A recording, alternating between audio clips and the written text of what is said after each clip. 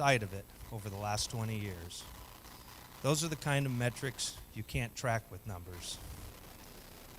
But based on what I've seen, I think Sunnyside Church of the Nazarene might just be one of the most successful ventures in the history of the Oregon Pacific District. With that, I'll hand it off to Rick.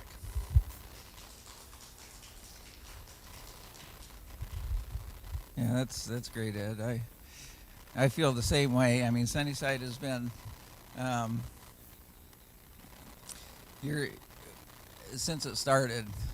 There's been so many people that have come through here, come and stayed and worshipped, and then, for whatever reason, had to move on. But then there's always been more here, and it seems like we've been a steady, constant support system, kind of like Ed said. These pictures, I was just kind of talked about some of these pictures. This was where we started. For those of you who don't know, this is in Mount Scott School, just down the road there, and this was actually, I think, one of our very first services. Actually, that was our very first service. And don't ask me to name the people that were there. That was almost 30 years ago at that time. But as you can see, we always had food. That's something we've enjoyed over the years. And that trailer right there for 8 years, almost 9 years, that was our that was all of our food, or all of our equipment. These alders were actually in that trailer every week. That's fun. We've had a lot of fun times. This is one of our very first. I think we had a couple services before we built this church after we got the property. And this was on the property here. We had some special singers. So that was, and that little red building, that's not an outhouse. That's a prayer house. And it was put on the property, and a lot of prayer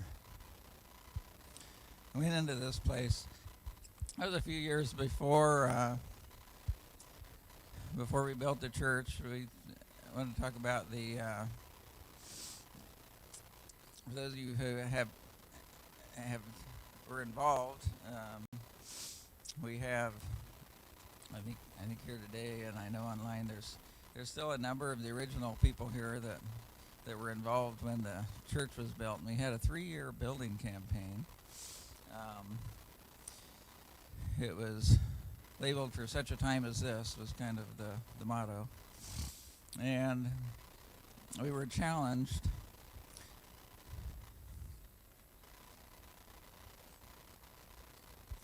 to come up with the money to be able to build. And let me back up just a little bit before that.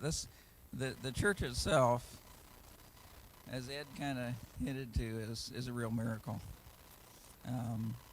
This property, there were some pictures. I think there's some pictures in the book over here, and you can kind of read the story in the center book that's on the table about the first few couple years of how this came about. But it was interesting. One of the people that went to the church back then drove by this area and saw a sign for sale, and so we looked into it, and this property was up for sale. Had the house on it. The house needed a lot of work, but we put in a bid. I think the bid was $260,000 for 5.5 acres, which is what this original property was. And a month or so later, we found out we didn't get it. There was a builder that was going to build a bunch of houses here. And anyway, he got into looking at how many houses he could build, and because of this little bit of a stream over here, there was a little more water in it at that time, but it was still a seasonal stream. he couldn't build as many houses as he wanted to, and so he bailed out. And the property came up for sale again. Only this time it was $30,000 lower price, and we offered $30,000 less than what we had in the original offer. And it wasn't too long before we found out that we got this property. So that saved us $30,000 right off the top. And besides that, we've got the frontage road down here below. This property was 5.5 acres. I'm not sure how much we have now that goes down to the frontage road, but the county had to buy that property below us in order to put the frontage road through, and it paid us back about another $50,000.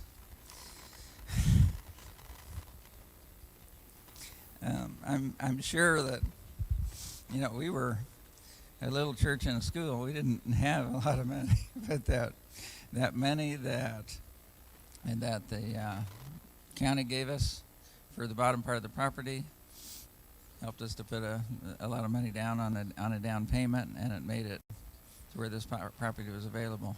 So then we started the giving campaign. We decided, well, we've got to somehow come up with money for the church because it was not going to be cheap. And for such a time as this campaign was something that all the families in the church, I think I saw somewhere there was like 35 families. We did some real searching to determine how much we could give. I mean, it was considered sacrificial giving. And personally, I have to say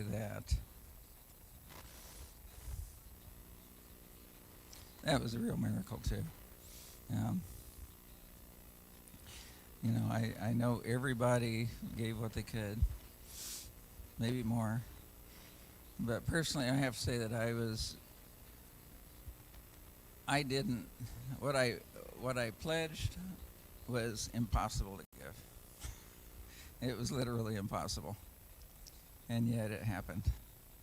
And it was because God blessed us, and he blessed everybody in the church to be able to do what they were able to do so that we could actually start building this church. So this church was supposed to be built originally in the year 2000, and I worked with Doug Braddock was the builder, and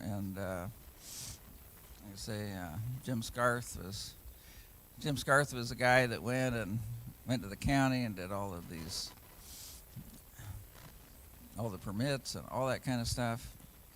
And we had meetings just about every week or so. Ed was involved. Everybody was kind of involved in their own area of ministry, but it was a big undertaking, and God just blessed us, and just made it possible to build this church. In 2000, we were going to, and it just, I don't know, the lumber was high and everything else. It just didn't work out. But in 2001, everything just fell together. It's just, as far as the process of building this was our dedication service, our groundbreaking. See everybody with shovels. I was going to tell you to bring that golden shovel, Gail. We had a golden shovel that we gave to Gail and Don, and but yeah, we had a great time with that. But the process went well. It was awful lot of work. I want to say personally, this church, pastor's always talking about an identity, and now that I'm up in years, I look back across my life, and I know that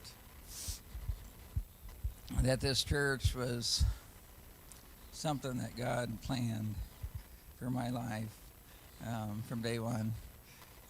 Way back in 7th grade, he gave me an ability to do drafting, which I took a class and did well. I got some vocational classes, and next thing I know, I ended up moving, which out here from Indiana, which kind of out of the blue, and so we sold everything. We moved out here, and God gave me a job at Intel, which was able to provide funds to help build. But that's kind of what the property looked like before. But yeah, this big culvert is up here as we go through, as we come in, and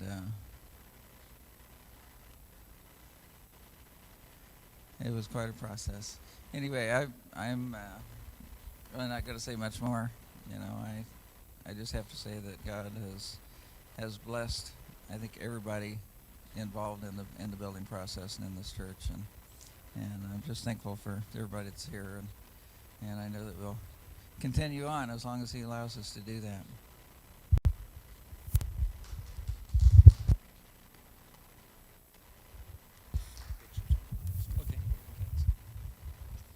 All right, so for those of you who are online, we're having a little bit of technical difficulty with the pictures there. Sorry about that, but we can always get those later. So I don't want to keep you a whole lot longer, but just curious, Jenny and Scott and Gail, do you want to say anything real quick, or no? Okay. Huh? Yeah, so, hey, so again, 20 years in the building. Now, for those of us who are here now, okay, it is always good to remember the people, the sacrifices, the giving, the effort, who created a place where we get to enjoy, okay? Do not take for granted the people who have gone before us to make this a reality for us to enjoy. Okay? Never take it for granted. The second thing is,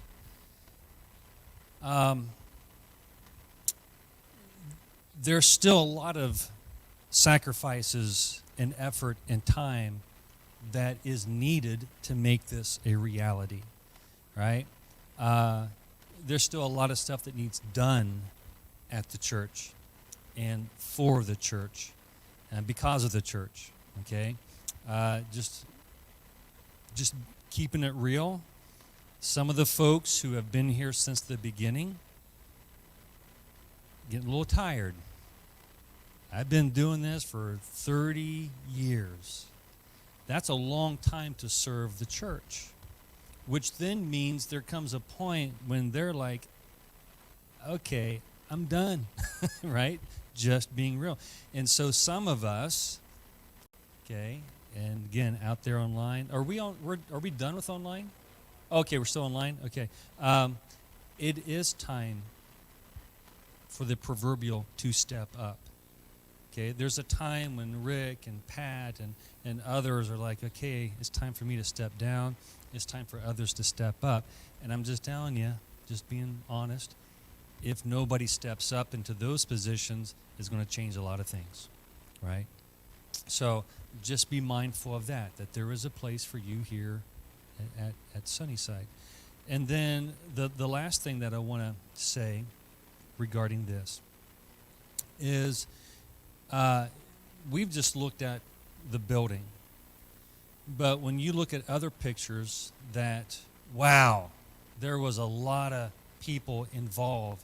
There were a lot of children. There were a lot of, this and that and ministries and et cetera, et cetera. I'm just saying, I'm not really too worried about COVID, but I'm saying that can be a reality again. We can be a vibrant church with vibrant children's programs or teen programs or and not just programs, but a vibrant ministry that, as Ed so well said and Rick, people who come through, whether they stay or not, they find what they need from God in whatever. This church can be that again. It really can. Did I say that was the last thing? I'm lying because I got one more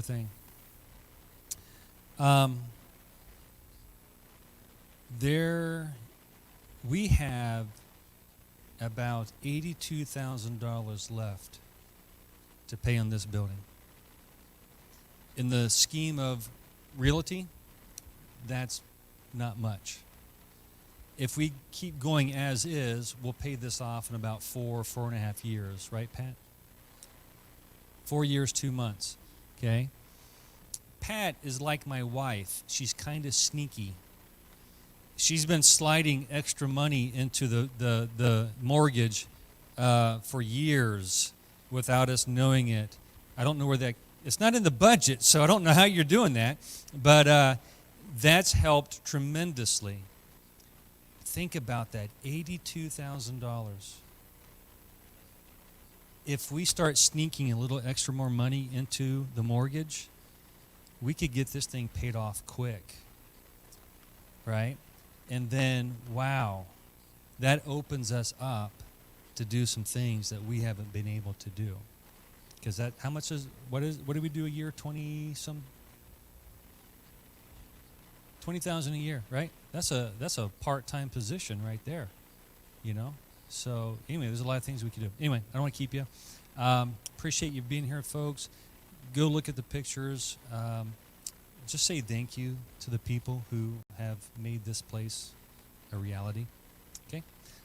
So the Lord bless you for giving and putting in your time and effort into Sunnyside Church of the Nazarene, and we hope that we will have another 20 years of ministry in this church. Amen? Amen. Eat more cake, see more pictures, shake more hands. Adios.